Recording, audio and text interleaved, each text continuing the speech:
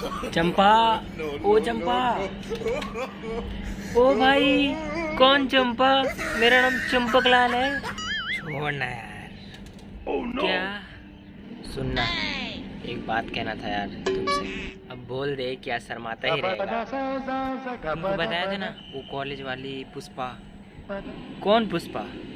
अच्छा, वो पुष्पा जो पूरे कॉलेज की भाभी है, वो पुष्पा। Oh my God! हाँ वही पुष्पा। उसको क्या हुआ? वो तो पास के कल ठेले पर गोलगप्पा खा रही थी। मैं गोलगप्पे के बारे में बात नहीं कर रहा हूँ, पुष्पा के बारे में बात कर रहा हूँ बे। ऐसा क्यों हो रहा है यार? बता बता। मुझे उससे प्यार हो गया भाई।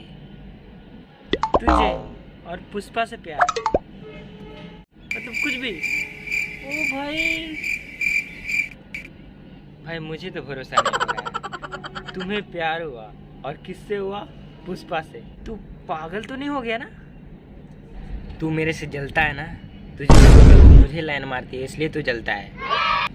भाई साहब कुछ ज्यादा नहीं हो गया ये? मतलब कुछ भी। जानता है उसका अभी तक 365 गर्लफ्रेंड रह चुका है और तू होगा 366 नंबर पे। गजब बेइज्जती है। मैं तो मजाक कर रहा था भाई, तू सीरियस मत होना।